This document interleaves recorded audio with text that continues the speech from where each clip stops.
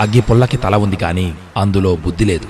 అందుకే కాస్తంత రాజుకుంటే చాలు, రగిలిపోతుంది. పూర్తిగా మనిషికి తల ఉంది, అందులో బుద్ధి ఉంది.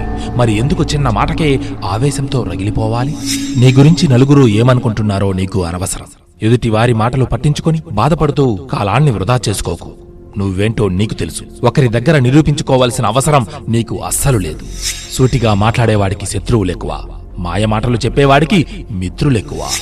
ఉన్నది ఒక్కటే జీవితం. మనస్సును చంపుకొని జీవించకు, మనస్ఫూర్తిగా జీవించు. సాధ్యం కాదు అనుకుంటే ఏ పని చేత కాదు. ప్రయత్నించి చూడు, పోయేదేముంది?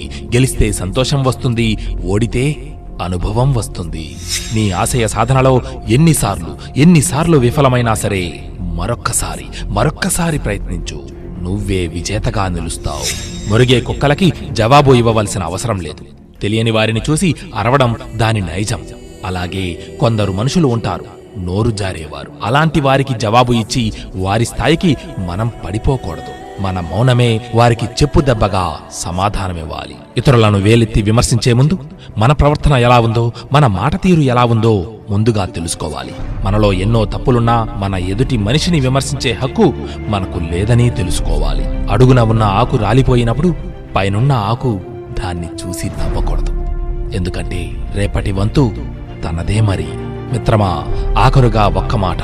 నీకు నచ్చినట్టు బ్రతకాలంటే ధైర్యం కావాలి. ఎదుటివారికి నచ్చినట్టు బ్రతకాలంటే సర్దుకుపోవాలి. ప్రపంచమంతటికీ నువ్వు నచ్చాలంటే నవ్వుతూ బ్రతకాలి. ఇది రాసి పెట్టుకో.